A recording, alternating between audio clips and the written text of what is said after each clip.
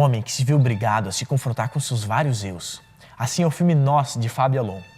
Em um clima de pesadelo, reforçado pela direção de arte refinada, o homem se vê sozinho diante de imagens de si mesmo em aparelhos de televisão. O visual do filme lembra muito o universo onírico dos filmes do David Lynch, com um pezinho nos delírios vanguardistas do Salvador Dalí e do Buñuel em O Cão Andaluz. Seria a televisão o maior dos espelhos do submundo humano ou a maior das ameaças? Nesse filme, o terror psicológico e os mistérios se confundem e deixam as respostas em aberto. Confira o filme Nós. Na volta a gente conversa com o diretor Fábio Alon.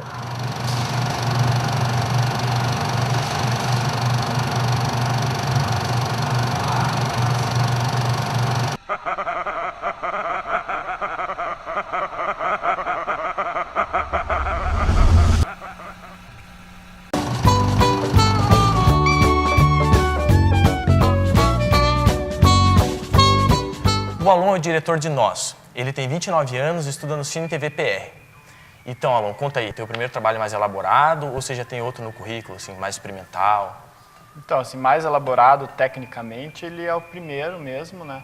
Mas eu tenho um outro trabalho que tem uns 2 pés no experimental, praticamente, que é o Árvores de Chicletes, que foi filmado de uma maneira totalmente mais livre, a câmera, os movimentos e tal, e acabou ganhando um prêmio no Putz do ano passado de melhor ficção. Daí eu fiz o Nós, que é muito mais rigoroso, e eu fiz um terceiro depois, que é o Colorado Esporte Clube, que é um curto adaptado de um conto de um colega, o Adriano Sturilho, que foi lançado pela editora Medusa e tal, que é um livro DVD que tem 10 adaptações dos contos do livro. E tem alguma influência do Buñuel mesmo? No Nós mesmo ele tem influência bem marcante do Buñuel e do Dalí, principalmente. Tem até uma cena que é bem explícita, a citação ao Cão Andaluz. Mas eu diria que, em geral, dos surrealistas mesmo, assim, por causa do universo de sonho mesmo que o personagem está mergulhado e tal. A forma como os diálogos são trabalhados, são todos entrecortados, como se fossem estilhaços de memória que saltam de um lugar para o outro, da tela para outra, para ele mesmo. Então é bem influenciado pelo surrealismo mesmo. E autor, cineasta, assim, tem mais algum que você gosta, teus preferidos, assim? Eu gosto bastante, assim, no lado da comédia, do Chaplin e do Jacques Tati, né, que conseguiam falar tudo pelos seus personagens, praticamente sem fala nenhuma. Na parte mais, assim, uma coisa mais enigmática, mais estranha da Maya Deren e do David Lynch, do Bergman, uma coisa mais psicológica, e o negócio do rigor técnico mesmo do Stanley Kubrick e do Sergio Leone, que são meus preferidos.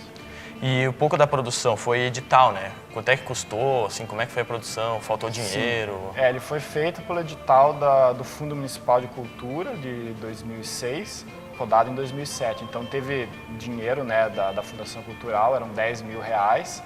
E é um orçamento que deu para fazer, foi suficiente para fazer o filme todo.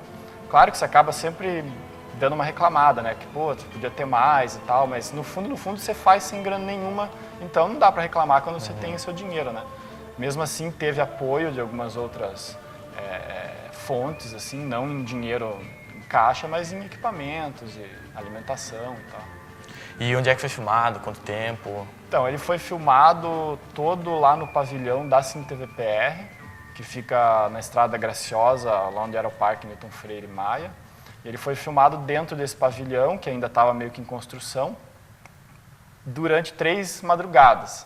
Então foram 3 jornadas das 6 da noite até as 6, 6 e meia da manhã, porque a gente precisava de um ambiente totalmente escuro, né, para filmar, e a gente não quis fazer dentro de um estúdio, porque como a gente buscava uma amplidão maior, uma perspectiva de campo muito maior para dar essa ideia de solidão, de perda do personagem ao longo do espaço, um estúdio ia restringir muito. Então teve que se adaptar a esse horário por causa disso. E fala um pouco aí do roteiro, a ideia é tua? Então, o roteiro ele foi escrito por 3 pessoas, né? Eu e mais 2 colegas, a Natália e a Rodriane. E a ideia veio, assim, até estranho, de um filme que não tem nada a ver com o resultado final, nem narrativamente, nem formalmente, que é o Boa Noite e Boa Sorte. Assistindo o filme, tinha uma cena de um programa de televisão que era gravado meio que ao vivo, onde tinha o apresentador e o entrevistado, e eles filmavam meio que os bastidores, e você via uma imagem de retorno de um monitor pro entrevistador. Então a gente achou que, que ideia interessante, de repente, você trabalhar a forma como você se percebe a sua própria imagem, e daí a gente criou essa alegoria com os monitores. E, tipo, filmar com traveling, grua, é geralmente trabalhoso, né? Daí não sei se é uma opção de estilo tua, linguagem. Então, curiosamente, nesse caso, não foi uma opção de estilo exclusivamente. Na verdade, foi mais uma opção de aprendizado mesmo. Como a gente tinha esses equipamentos na escola, tinham recém-chegado, a gente pensou, pô, tá aí a chance da gente usar e testar no nosso filme para depois não fazer besteira no filme dos outros quando estiver trabalhando. Então, assim, foi, claro, também uma opção de estilo, né? Até porque se você for trabalhar um filme que tem um personagem só, e uma imagem dele repetida à exaustão, podia ficar muito monótono, de repente você ficar com tripé e câmera parada. Então esses movimentos contribuíram para quebrar um pouco essa monotonia do cenário. E não sei, o que você acha assim, da produção de curta no Brasil hoje? Assim, se falta espaço fora dos festivais?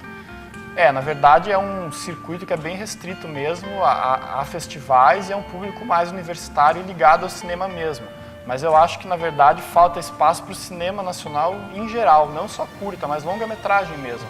Porque você tem, geralmente, aí 4 ou 5 longas de peso nacionais, que tem uma produtora muito forte, que consegue concorrer com os filmes estrangeiros, mas, em geral, não tem essa inserção para o grande público e tal. Até uma ideia interessante que me ocorreu agora, que foi feita há uns anos atrás aqui pela rede de cinema da prefeitura, era passar antes de um longa, sempre passava um curta.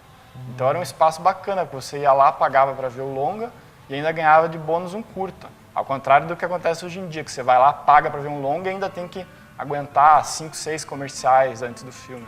O pessoal diz assim que o curta é síntese para um longa, assim, geralmente. E você já tem projeto para algum longa? Eu tô com 2 projetos, assim, a princípio, ainda na fase de roteiro para longa. Um deles também num esquema bem de cooperativa, porque não adianta, a gente sabe que a gente ainda não tem cancha e gabarito para fazer um longa. Então a gente bolou uma estrutura de 5 diretores para fazer um longa com uma estrutura de curtas-metragens, como se fossem 5 curtas-metragens ligados. E um outro projeto, que é do Adriano, que é esse que eu adaptei, o Colorado, que também ele tem um roteiro e que a gente está inscrevendo nos editais para fazer uma co-direção. Se você quiser deixar teu telefone, contato aí pro pessoal. Então, o telefone tem o 8409-3577, 3244-6631 e o e-mail é fabioalon, tudo junto, @yahoo.com. Alon, obrigado por ter vindo aqui. A gente espera ver você mais vezes, com outros curtas dessa vez. E esse foi o Fábio Alon, diretor de Nós. A gente já volta com o programa Curta Mais.